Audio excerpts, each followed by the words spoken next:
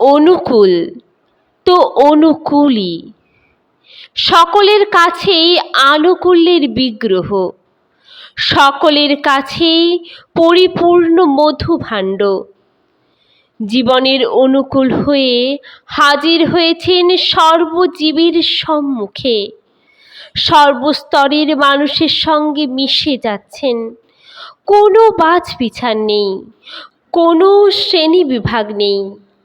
সবাইকে বাঁচাতে হবে, সবাইকে নিয়ে যেতে হবে সম্পূর্ণতার স্বর্গলোকে।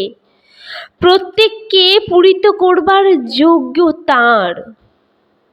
আগে ভিতরে ঢোকা, তারপরে ভরিয়ে তোলা।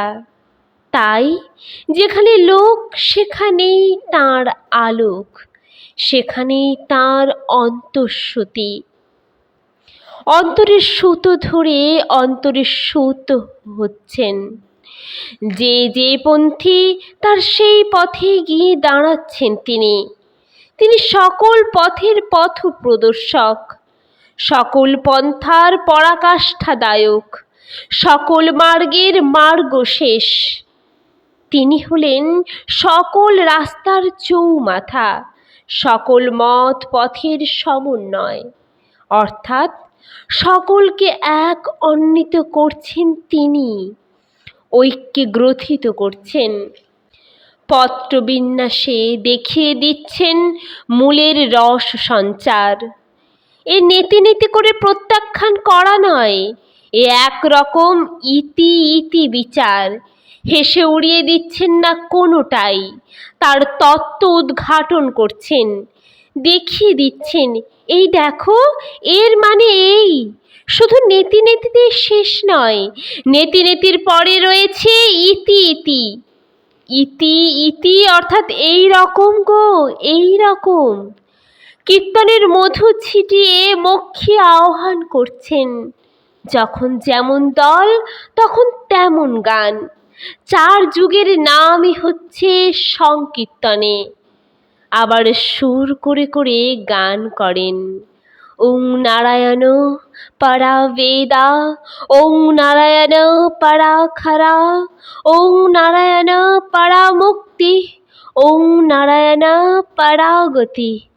কখনো গাইছেন পতিত পাবন নাম, রাধা রাধা রাধা বল।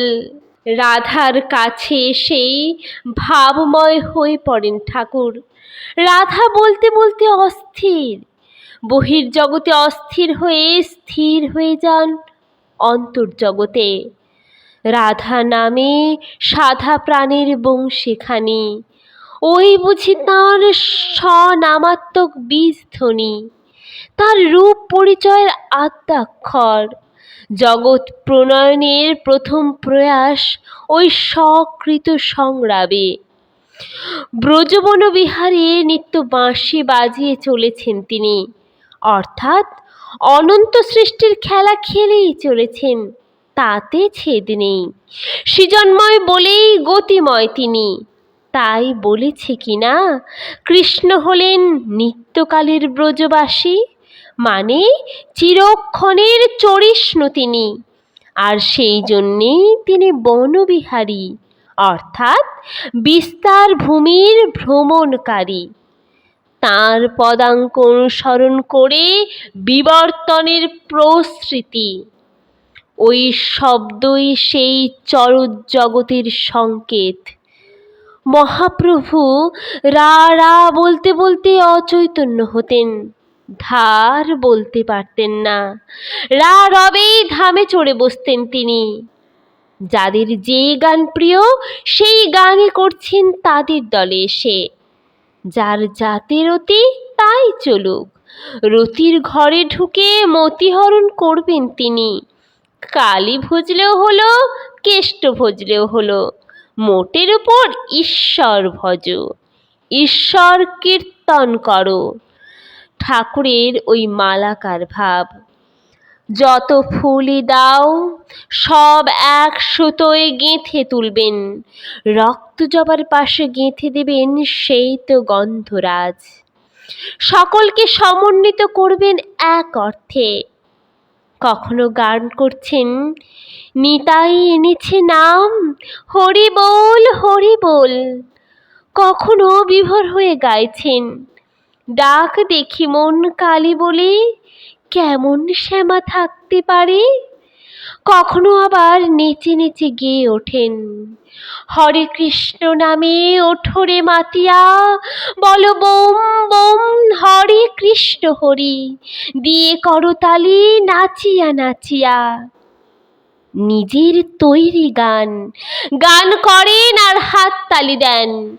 আবার কখনো গাইছেন, আমি বেদ বিধি ছাড়ি বেদনা হারি, হরি নাম সদা গাইরে, হয় হোক মম লক্ষ জনম, তাহে কোনো ক্ষতি নাই রে। যেমন মধুর কণ্ঠ তেমনি অপূর্ব সুর, গাইতে গাইতে পাগল প্রায় হয়ে পড়েন। ওই এক নামামৃত ছাড়া আর বোঝেন না। আমি জন্মরহিত মোক্ষ মুক্তির প্রত্যাশী নই। হরিনামের ফলে যদি লাখ জন্ম নিতে হয় তাও ভালো, কিন্তু হরিচরণ ছেড়ে আমি নড়ব না। ঈশ্বর প্রেমের কি চমৎকার ব্যাখ্যা, কি বলবত্তার কথা। ক্ষুব্ধ পরাণ চাহে গোবিন্দ, নামামৃতি সদা ভাসিতে। মুগ্ধ মানসে আত্ম ভুলিয়ে হরি হরি বলে নাচিতে। চাহে না কো আর শৌর্য বীর্য, চাহে না পরাণ বিশাল রাজ্য। ধর্ম অর্থ কাম সকলই ত্যায্য, মোক্ষের মুখে ছাই রে। নিরাশে নির্মম বিগত জ্বর সাধনা, ইষ্টের সমান আর কিছুই নয়। তাকে যে ভালোবাসি তা কিছুর জন্যে নয়, ধর্ম অর্থ কাম মোক্ষের জন্যেও নয়। এমনি অজস্র তেজের গান রচনা করেছেন ঠাকুর। প্রেমের সঙ্গে যোগ করে দিয়েছেন শক্তি, ত্যাগের মধ্যেও রেখেছেন ঐশ্বর্য, ঈশ্বর ভজনার মধ্যেও বীরত্ব। পরম শক্তিমানকে ভজতে গিয়ে কি আমি পঙ্গু হব, না হব ক্লৈব্য চিহ্নিত। কীর্তন করে কেবল কাঁদলে হবে না, কীর্তনে কীর্তনে তেজিয়ান হয়ে ওঠা চাই। কীর্তনে যেমন করুণা আছে তেমনি আছে রুদ্রের তেজ, যেমন আছে মধুর বৃন্দাবন তেমনি আছে সমর সংকুল কুরুক্ষেত্র।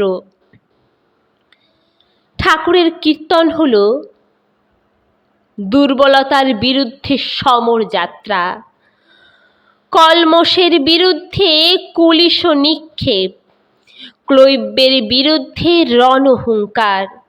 এ এক অভিনব কীর্তন, হরিনামের আসনে শক্তি সাধনা। সদা সঙ্গীতময় হয়ে আছেন, নিদ্রা নেই, বিশ্রাম নেই, নাম আর কীর্তন। গায়ে গায়ে আরম্ভ হয়ে গেল কীর্তনের অভ্যুত্থান।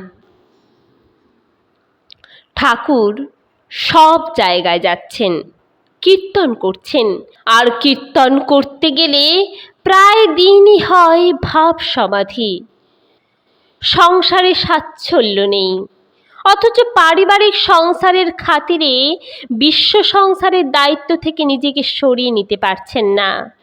সদা সজাগ হয়ে আছেন জগৎ ভরণের কর্তব্যবোধে। ডাক্তারি পড়ে এসেছেন, ইচ্ছে করলে ডাক্তারি ব্যবসা করে কিংবা একটা চাকরি ধরে 2 পয়সা রোজগার করতে পারেন, আর 2 পয়সা এলে সংসারে যথেষ্ট উপকার হয়। কিন্তু কীর্তনের বন্যায় সব ভেসে গেল।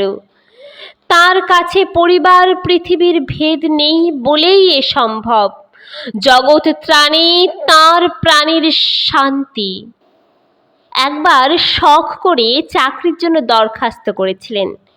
বলেন, সবাই চাকরির জন্যই দরখাস্ত করে, আমিও হাউস করে দরখাস্ত ছাড়লেম একখানা, শিলাইদহ ঠাকুর এস্টেটের ডাক্তারের পদের জন্যে।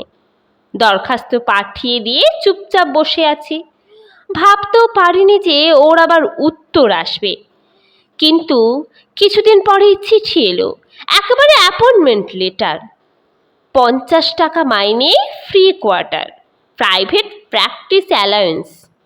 সেই চিঠি না পেয়ে হাত নেড়ে বলেন ঠাকুর, আনন্দ হবে কোথায়?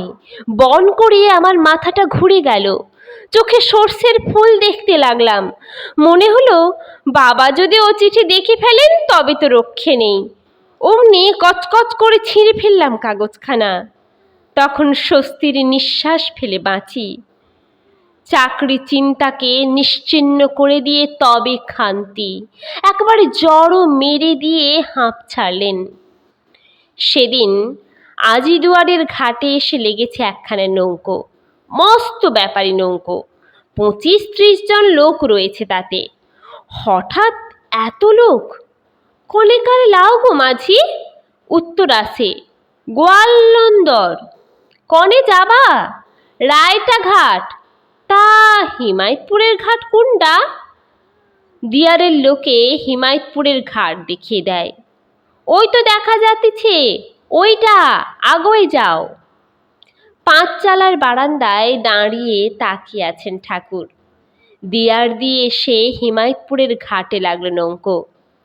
এই যে কারা এলো, যাদের জন্য অপেক্ষা করছিলেন তারাই যেন। নৌকো দেখেই বাড়ির মধ্যে চলে গেলেন ঠাকুর, একেবারে মার কাছে। মাগো, অতিথি আসছে তোর ঘরে, তৈরি হ। মার হেসেলে অতিথি তো লেগেই আছে, এ আর তেমন নতুন কথা নয়।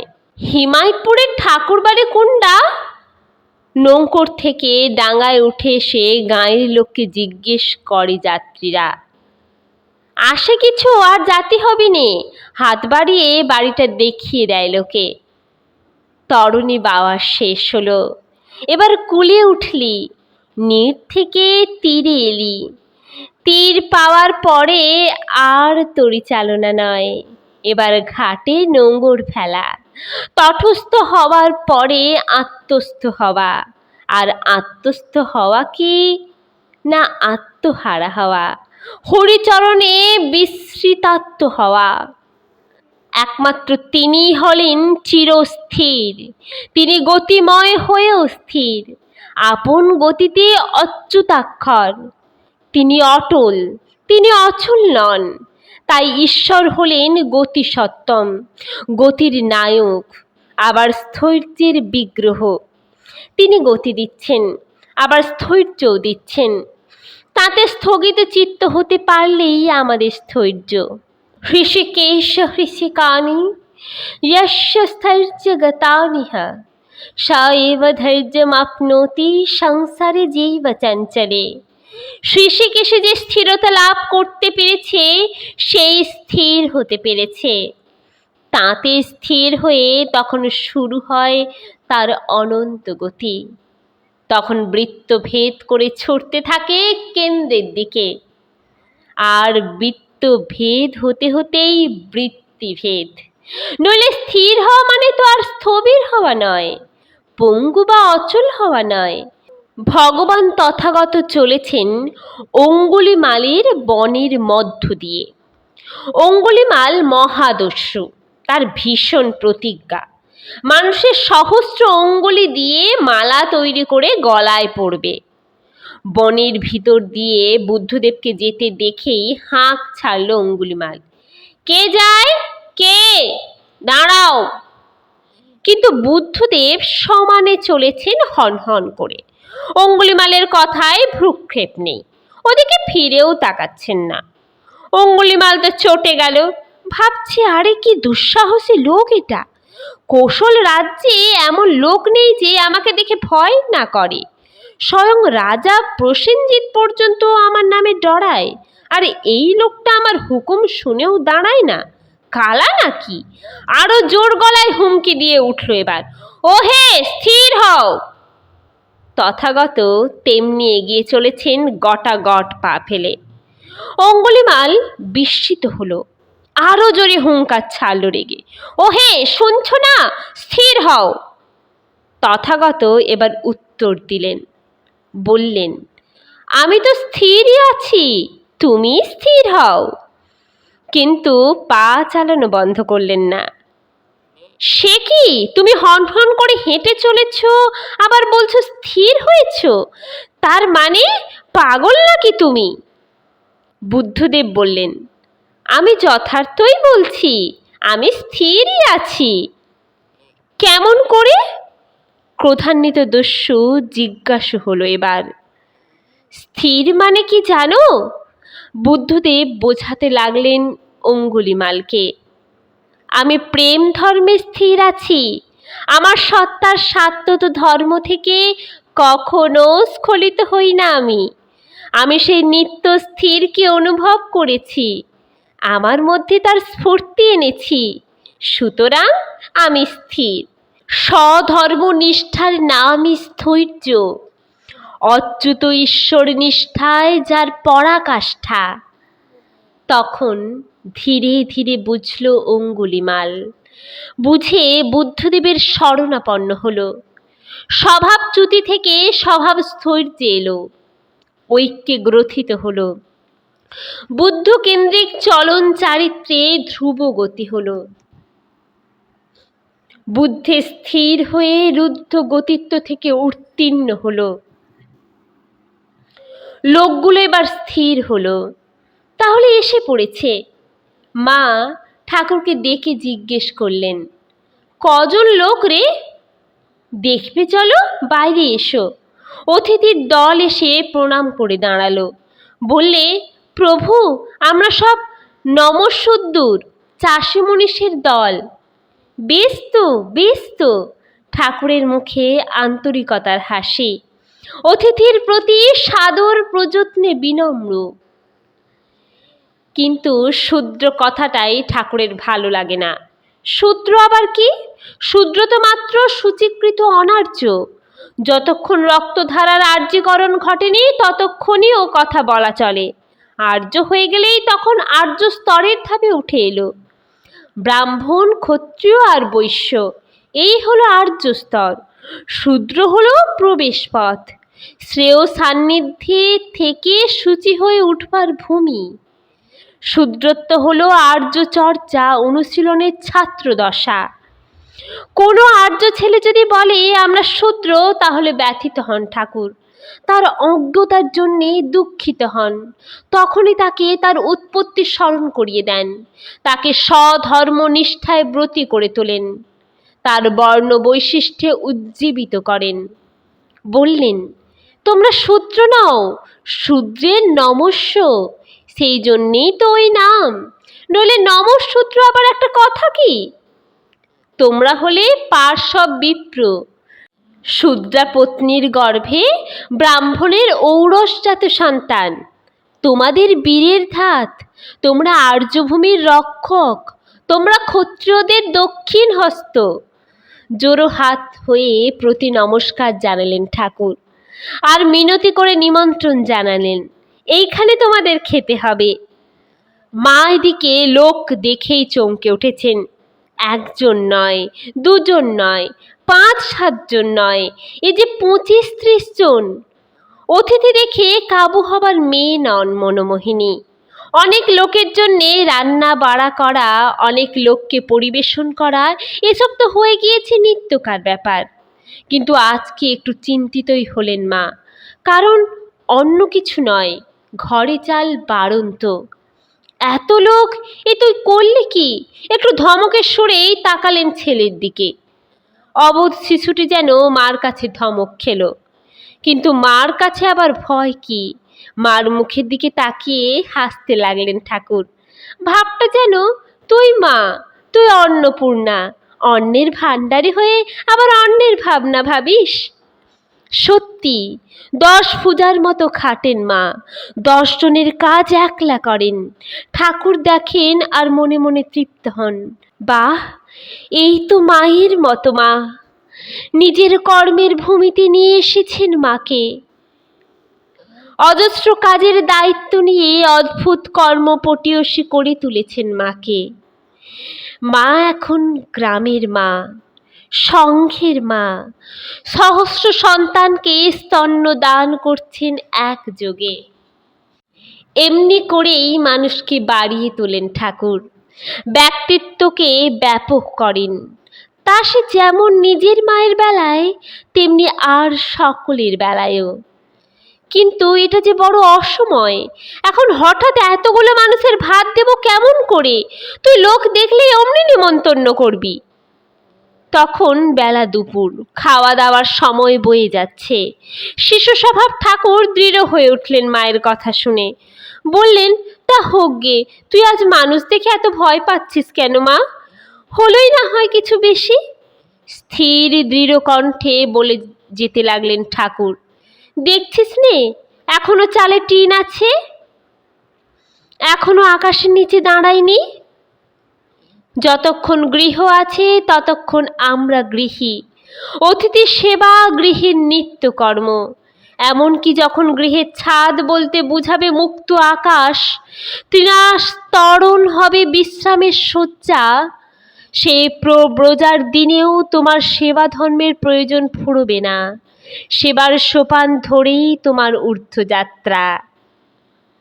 সুতরাং অতিথিকে ভয় করো না। অতিথি তোমার ঈশ্বর পরায়ণতার পরীক্ষাপত্র। তোমার অন্তরে যত বিভা, বাইরে তত সেবা। অঙ্গরাজ কর্ণসেন কি করেছিলেন? নিজের হাতে পুত্র ছেদন করে তার মাংসে অতিথির সেবা করেছিলেন। আতিথেয়তার চরম পরীক্ষায় উত্তীর্ণ হয়ে ভগবানকে খুশি করেছিলেন। সেই জন্যেই বলে, অতিথি সেবা না নারায়ণ সেবা? নরের মধ্যেকার নারায়ণকে তৃপ্ত করা। আর এ হলো ভগবানের ঘরে ভক্তিমানের আতিথ্য। ঠাকুরের নাম শুনেছে, নাম শুনেই ভক্তি হয়েছে।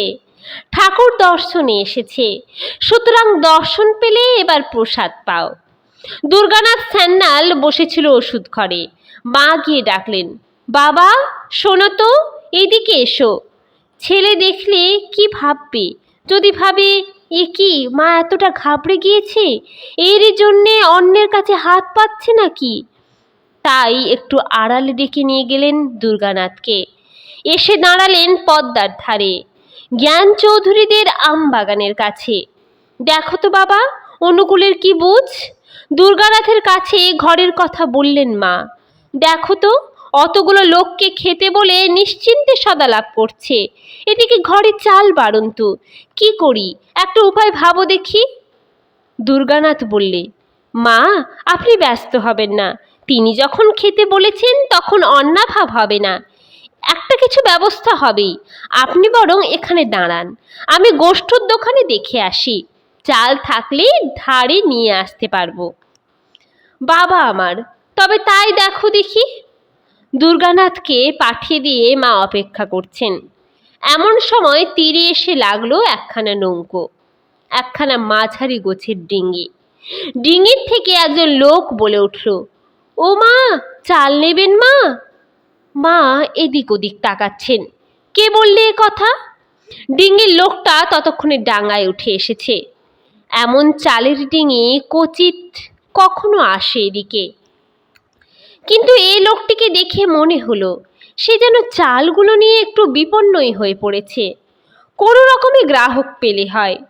বিনয় করে হাত কচলাতে লাগলো লোকটি। মা ঠাকরেন, চালগুলো যদি রাখেন তো বড় ভালো হয়, সামান্যই আছে। চাল তো রাখতেম বাপুরে, কিন্তু পয়সা যে এখন হাতে নেই। তার জন্য কি আছে মা, লেন তো বলেন, ঘরে তুলে দিই, দাম আপনার যখন সুবিধা হয় দেবেন। কত চাল আছে? 2 বস্তায় 4.5 মণ। কত দাম দিতে হবে? দেবেন যা ন্যায্য মনে করেন। দাম দর করারও ফুরসত দেয় না, ঘরে চাল পৌঁছে দেয় একরকম জোর করেই। দুর্গানাথ এতক্ষণ ফিরে এসেছে। গোষ্ঠর দোকানে চাল পায়নি, বললে, দেখলেন মা, যাঁর ভোগ তিনি যোগান। কদিন থেকে পাঁচচালার বারান্দায় শুচ্ছে মফিজ পাগলা। মফিজের কোথায় ঘর কেউ জানে না, সারাদিন কোথায় ঘোরে তারও কেউ খবর রাখে না। রাত্রি সে শুয়ে থাকে পাঁচচালার বারান্দায়, শুয়েও ঘুম নেই, বিড়বিড় করে আপন মনে বকতে থাকে। আর কিছু ঠিক না থাক, একটা বিষয় ঠিক আছে, ঠাকুরের আস্তানা ছেড়ে কোথাও যাবে না। বিড়বিড়ানি শুনে ঠাকুর টের পান মফিজ এসেছে। জিজ্ঞেস করেন, কিরে, আলি নাকি? মফিজও বোঝে ঠাকুর কার তল্লাশ করছেন, অমনি উত্তর দেয়, হ্যাঁ গো বামুন ভাই, আলাম। যে মফিজের কেউ খবর রাখে না, তারও খবর রাখেন ঠাকুর। সে উপেক্ষার পাত্র নয়, দেখা হলেই অমনি একগাল হাসবেন, আদর ভরা কণ্ঠে কুশল বার্তা নেবেন। কি রে মফিজ, কি খবর, ভালো তো, খাইছিস তো? সব খবর জানা চাই, একবারে যেন নিকটজন। আর মফিজও এক ভাবের পাগল, কোনো জাত বিচার নেই। হিন্দুর গান, মুসলমানের গান, আউল বাউল সুফি বৈষ্ণব সকলের গান তার কণ্ঠে। কখনো গুনগুনিয়ে শ্যামা সঙ্গীত ধরে, মা আমায় ঘুরাবি কত, কলুর চোখ ঢাকা বলদের মতো। ভবের গাছে বেঁধে দিয়ে মা পাক দিতেছ অবিরত। তুমি কি দোষে করিলে আমায় ছটা কলুর অনুগত? মা শব্দ মমতা জুত, কাঁদলে কোলে করে সুতো। দেখি ব্রহ্মাণ্ডের এই রীতিমা, আমি কি ছাড়া জগৎ? দুর্গা দুর্গা বলে তোড়ে গেল পাপী কত। একবার খুলে দে মা চোখের ঠুলি, দেখি তোমার অভয় পথ। কুপুত্র অনেকেই হয় মা, কুমাতা নয় কখনো তো।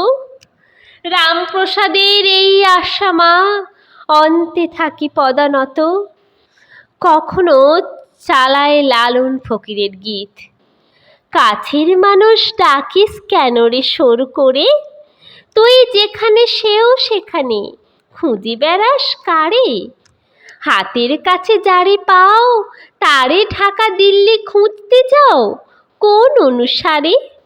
এমন কি বুদ্ধিনাশা মন তুই এ সংসারে? কখনো নিজের তৈরি গানের টুকরো, যে খোদা সেই খোদকারি করে। নাম যা হোক রাম রসুল একই, অবতারে পয়গম্বরে ভেদ, যে করে তার ভাবটা মেকি। ভগবানের কাছে কি আর জাত বিচার আছে? সব ভক্তই এক জাতের, ভগবান এক, আর সেই একের ভাব বিরাজ করছে তার ভক্তদের মধ্যে। হৃদয়ে ভক্তি এলেই অনুভূতি দৃষ্টি শুদ্ধ হয়ে যায়, দ্রোহ দ্বন্দ্বের মীমাংসা হয়ে যায়। ভগবানের অবতারে যতক্ষণ না ঐক্য দেখলে, ততক্ষণ তোমার ধর্ম চর্চাই বৃথা। বেদ কোরআন পুরাণ যাই পড়ো না, পড়বে শুধু ভ্রমেই। সন্ত রুইদাস বলতেন, কৃষ্ণ করিম রাম রহিম, হরি জব লাগি এক না পেখা। বেদ কিতাব কুরআন পুরাণ নি, তব লাগি ভ্রম হি দেখা। মফিজ পাগলা এই ভাবের মানুষ, আর সেই ভাবেরই সব গান। কথা বলে অল্প, শুধু অন্তরের ভাব নিয়ে গুম হয়ে থাকে। কোন রকমের কতখানি পাগল তা বোঝা মুশকিল। কেউ জিজ্ঞেস করলো, সারাদিন থাকিস কোথায়? উত্তর দিল না, শুধু হাসলো একটু। খাস কি? উত্তর নেই, হাসি। প্রশ্ন করলেই একগাল সাদা হাসি। হাসতে শিখে জগৎখানাকে সংক্ষিপ্ত করে নিয়েছে মফিজ। হাসি হলো কথা, গাল দিলেও হাসবে, তারিফ করলেও হাসবে, অত জবাবদিহির ধার ধারে না, একটু হেসে দিয়েই খালাস। ঠাকুর বলেন, পাগলা হলে কি হয়, ওর ভাবটা ভালো। ও এক ভাবের পাগল, এই মৌনতার মধ্যেই ওর ঠাকুরের সঙ্গে ভাব। সেবার যখন শুনল ঠাকুর সদল বল বাড়াদি যাচ্ছেন বড়দা বাবুদের বাড়িতে, তখন মফিজও ধরে বসল। বামুন ভাই, আমাকে কিন্তু সঙ্গে নিতে হবে। তুমি যাচ্ছ, আমাকে নিয়ে যাবে না? মানে ঠাকুরকে বড় ভালো লাগে মফিজের। ঠাকুরের সঙ্গ রস থেকে বঞ্চিত হতে চায় না। পাঁচচালার বারান্দায় শুতে পায় বলেই না অত দিলখুশ, অত দিলাসা। দুই দল হয়ে বারাদি যাবে। একদল যাবে আগে, ঠাকুর যাবেন পরে। অনন্তনাথ রংপুর থেকে ফিরে এলে তার সঙ্গে। ঠাকুর মফিজকে বলে দিলেন, হ্যাঁ হ্যাঁ যাবি বই কি, ওই দুর্গানাথ দাও যাবে, ওর সঙ্গ ধরিস তুই। হুকুম পেয়ে ভারী আহ্লাদ মফিজের। সত্যি কেউ যদি তাকে ভালোবাসে তবে সেই বামুন ভাই।